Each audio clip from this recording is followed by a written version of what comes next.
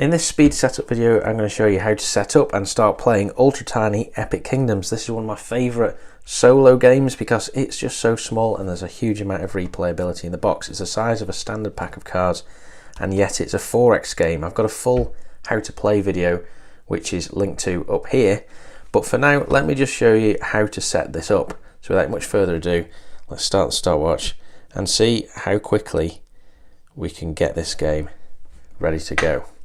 So inside the box is a full set of cards, a rule book, and also all the in-game components that you'll need.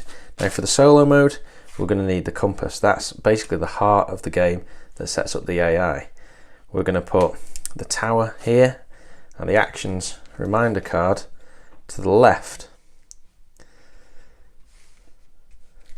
So we're also going to need a couple of scorecards, which we'll place here, and there's a couple more with some beautiful artwork on the back which we'll set aside for now. We've got a rule book and we've got the game components along with a miniature D12 which I've bought separately for this game. If I'm not travelling, I tend to use a full-size D12. The land cards themselves are double-sided and they've got factions on one side and land on the other, so I'm just going to give them a quick shuffle and we'll place a land at the top, a land at the bottom, and we will now select randomly a couple of factions, although part of the fun of the game is experimenting with the different faction combinations. So at random, a couple of factions will have the elves, which actually featured in my how to play video, and we'll have the satyrs, which we'll put there. Now we'll put those either side of the land. Now you can use those two cards that we put either side just as placeholders at the top to give a bit of flavour if you've got space, or screen space in my case. So that's the main part of the game set up. We'll now distribute these cubes. So we'll tip them out and we're going to need the turn marker, which is actually useful in the solo mode because it is possible to lose track. I generally like to pick the two brightest colours, which for me is the neon orange and the white. So for each faction you want to put one next to the tower, just to the side. You want to put one on the starting war track.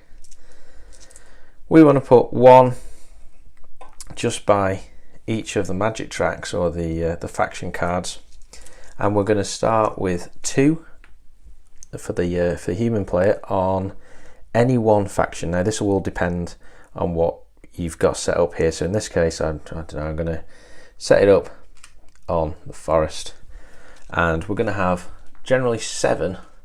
A win condition of the game is 7 armies that will set out to the side.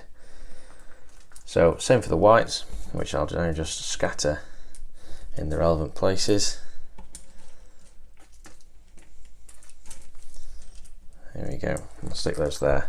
For now I need one next to the tower, one next to track, and the AI player will start with one on each of mountains and forests.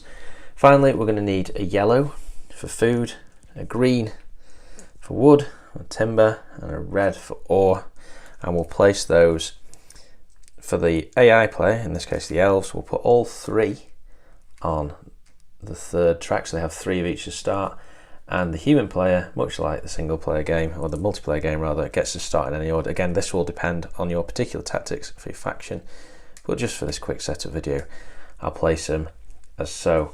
We'll also need all of the grey cubes. These are the action markers. I believe they're actually shields in the full version of this, just the tiny rather than ultra tiny. We'll put those to the side there, and we'll have a D12 on hand which is going to run the AI.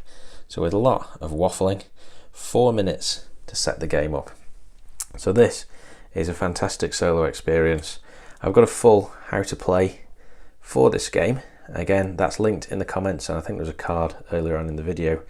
But what I'll do next is I will actually play this out and I will show you the matchup of the Satyrs versus the Elves on the lands of Erilor and Orkmoor.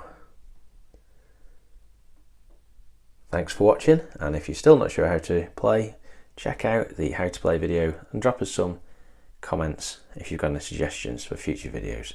Thanks for watching.